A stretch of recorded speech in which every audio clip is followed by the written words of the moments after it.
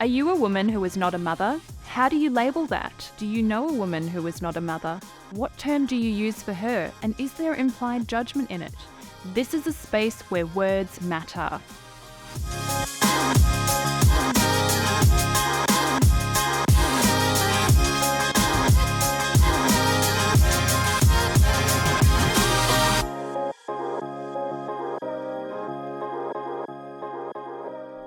Welcome to She Defined. I'm your host Sharon Green, and today we're talking about the difference between being child-free and childless and why that difference matters.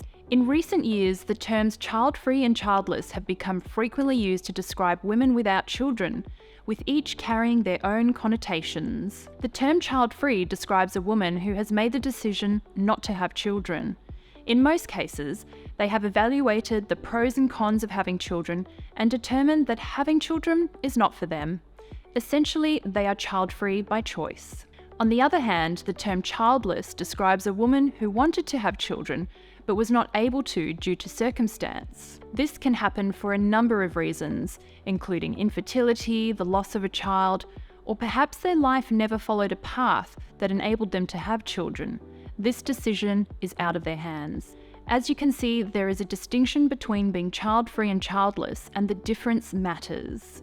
Judy Graham, counsellor and founder of Womanhood, a specialist support service for Australian women who were childless by circumstance, told She Defined that women have claimed language that reflects their experience and we should listen to that.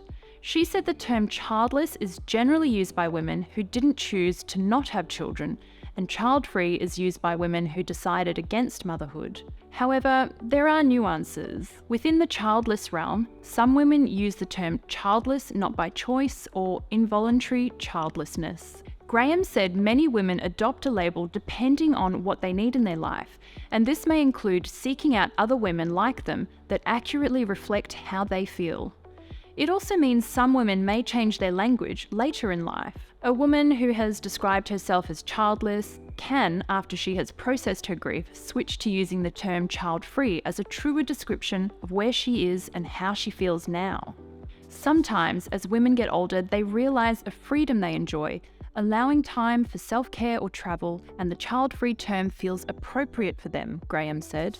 While Graham works with women who are involuntarily childless, she is equally adamant that women who identify as child-free raise their voices and have their stories heard too.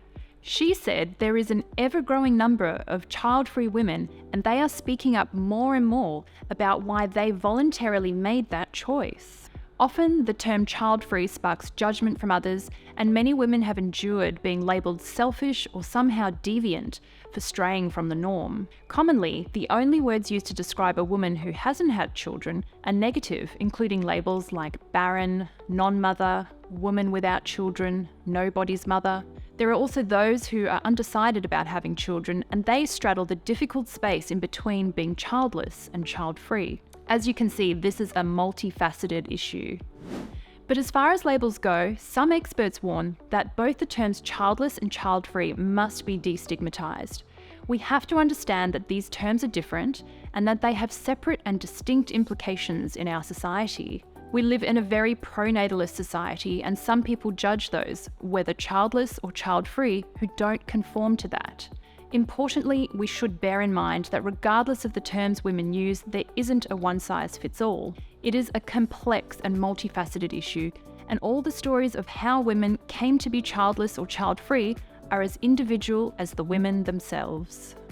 According to the Australian Bureau of Statistics, 24% of Australian women will never have children, and child-free homes will overtake the number of households with children by 2031. It is up to these women to define who they are, and it's equally important for parents to not only listen to the words that these women use, but also their own language. So the next time you meet someone, don't ask, "Do you have children?" as a starting point for getting to know them. That could be a very loaded question for them. If the subject comes up at a later point, listen to the words used by that woman to better understand where she is coming from. Remember, this is a space where words matter, and a little compassion and kindness goes a long way. I hope you found this video interesting. If you enjoyed it, please give it a thumbs up and subscribe to She Defined. It really helps our channel and we appreciate the support. Thanks so much for watching.